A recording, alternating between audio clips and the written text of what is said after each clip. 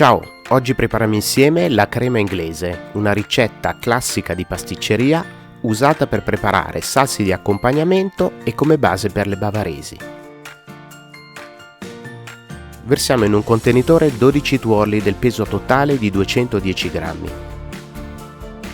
Aggiungiamo 160 g di zucchero semolato e mischiamo bene con la frusta a mano.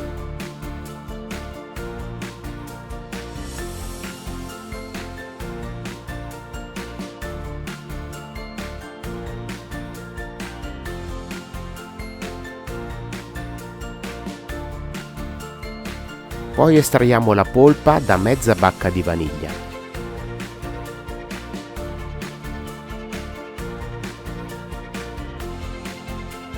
La aggiungiamo al composto e mischiamo nuovamente.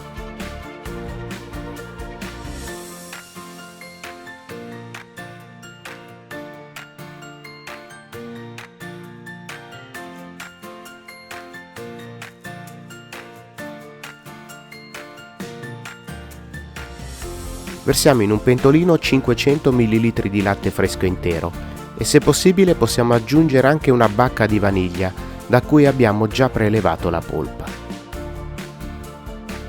Portiamo il latte a ebollizione, spegniamo il fuoco, eliminiamo la bacca di vaniglia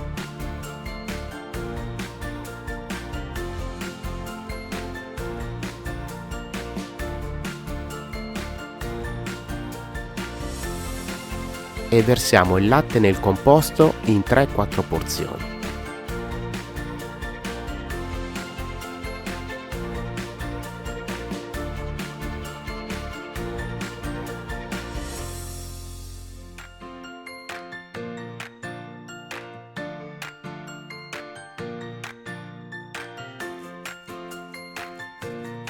Quindi riportiamo il composto nel pentolino, accendiamo il fuoco a fiamma bassa e portiamo il composto alla temperatura di 85 gradi centigradi, mescolando energicamente con la frusta a mano. Verifichiamo la temperatura con un termometro da cucina e appena raggiunta la temperatura di 85 gradi centigradi, togliamo la crema dal fuoco e la versiamo in un contenitore metallico basso e largo. In questo modo ci assicureremo di bloccare la cottura.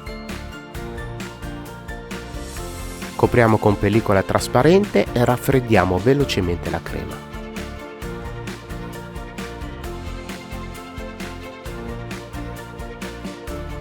Possiamo preparare la crema inglese sostituendo del tutto o in parte il latte con panna fresca, ottenendo una crema più densa.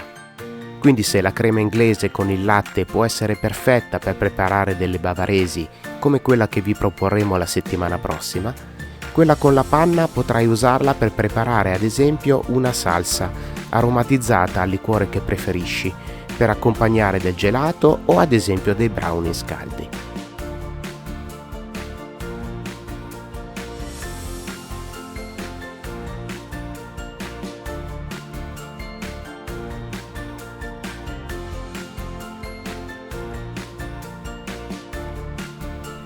Puoi conservare la crema inglese in frigorifero per un paio di giorni, sempre ricoperta con pellicola trasparente. Ed ecco la differenza tra la crema preparata con il latte e quella con la panna. Continuate la visione dei nostri video guardando la playlist con le migliori creme per torte e dolci. Ci vediamo al prossimo video.